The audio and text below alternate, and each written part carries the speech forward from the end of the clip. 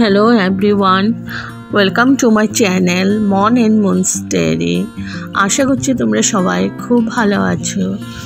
আজ আবারও চলে এলাম একটা নতুন রেসিপি নিয়ে।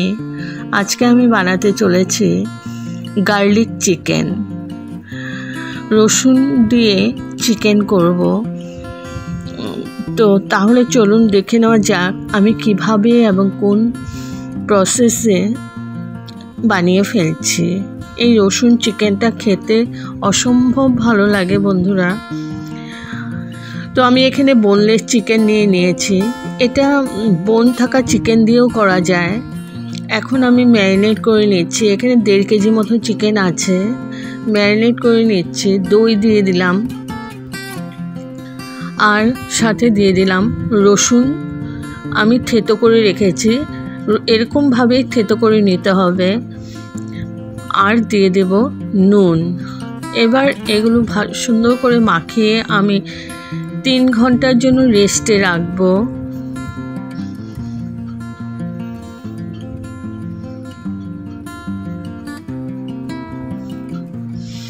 তো মেখে নিয়েছি। এখন আমি ঢেকে 3 ঘন্টার জন্য রেস্টে রেখে দেব।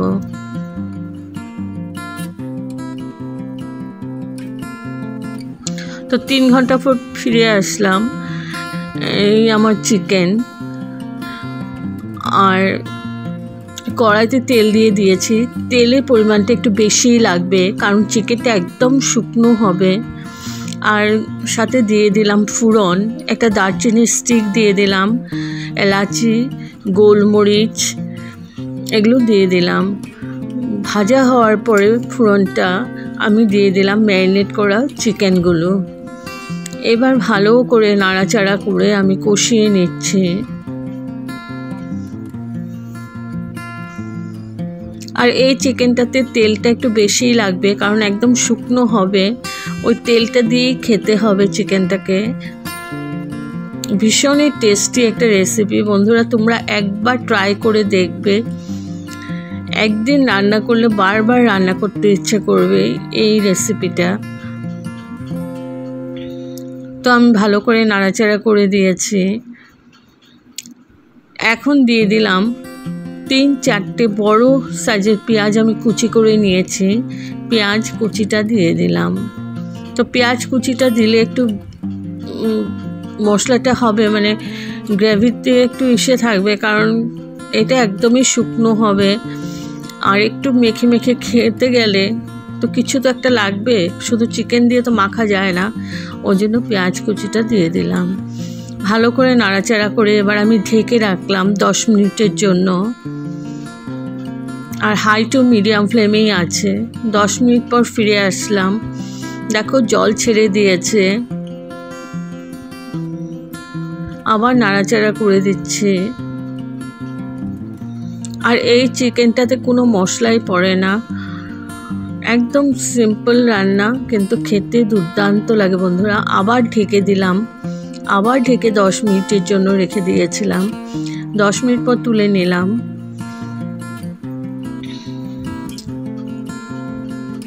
আবার নাড়াচাড়া করে দিচ্ছি। এইভাবে আমি এটাকে ঢেকে ঢেকে আগে সেদ্ধ করে নেব।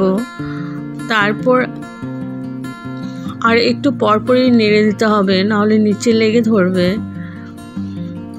আর চিকেনটা একদম নাড়তে নাড়তে নাড়তে নাড়তে যখন আঁশ ছেড়ে আসবে, প্রত্যেকটা চিকেন, এইখানে কোনো চিকেনই পিসগুলো আস্ত থাকবে না, একদম আঁশ ছেড়ে যাবে, মানে গুঁড়ো গুঁড়ো হয়ে যাবে।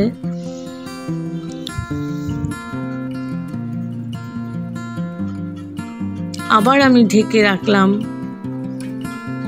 10 মিনিটের জন্য। তো একটু পরপরই ঢাকনা উঠিয়ে উঠিয়ে আমি নেড়ে দিচ্ছি।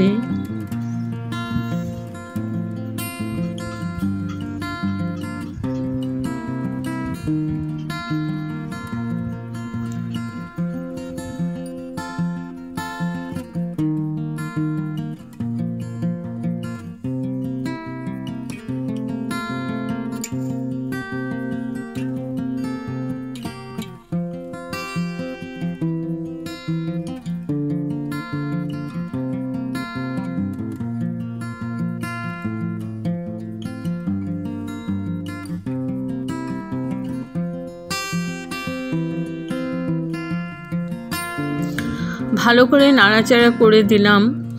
আর আমি ভেঙে ভেঙে দিচ্ছি চিকেনগুলোকে।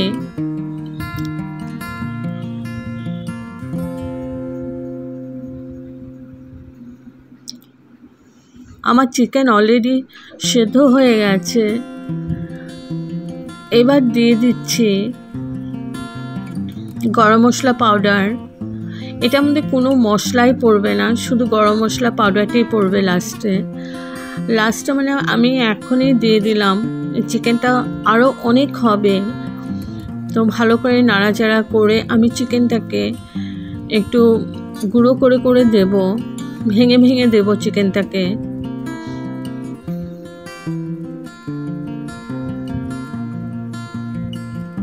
এই চিকেনটা, এই রেসিপিটা তোমরা রুটি, নান, পরাঠা, ফ্রাইড রাইস সাথে ভীষণই ভালো লাগে খেতে।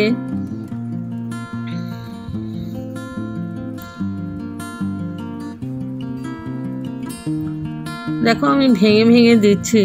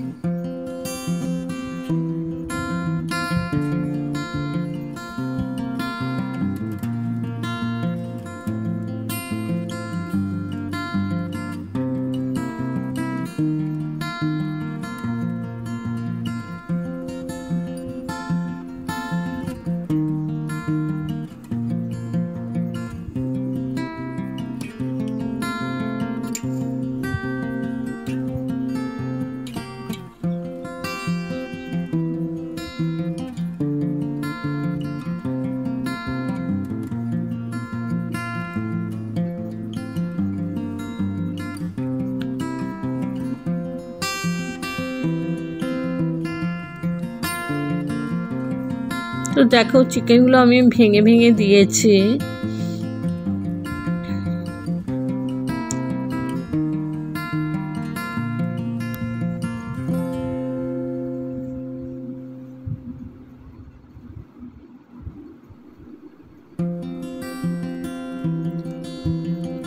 আবার দিয়ে দিলাম একটু গরম মশলা পাউডার, যেহেতু এটার মধ্যে কোনো কিছুই পড়ে না, তো একটু গরম মশলা পাউডার দিয়ে দিলাম। আগে 1 চামচ দিয়েছি, এখন 1 চামচ দিয়ে দিলাম। এবার আবার ভালো করে নাড়াচাড়া করে নিচ্ছে।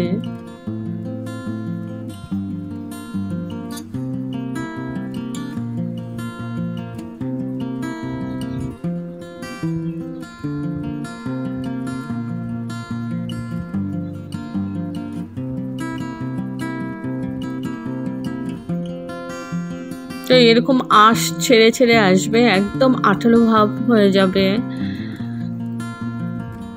এখন আমি গ্যাস অফ করে স্ট্যান্ডিং টাইমের জন্য রেখে দিলাম। তো আমার ready to serve garlic chicken. যদি আপনাদের এই রেসিপিটা ভালো লেগে থাকে তবে like, share, comment and subscribe করতে ভুলবেন না। সাবস্ক্রাইব করার পর পাশে থাকা বেল বাটন অল প্রেস করে দেবেন। ভালো থাকবেন, সুস্থ থাকবেন। আবার আসবো কোনো নতুন রেসিপি নিয়ে। Thank you for watching. Bye by.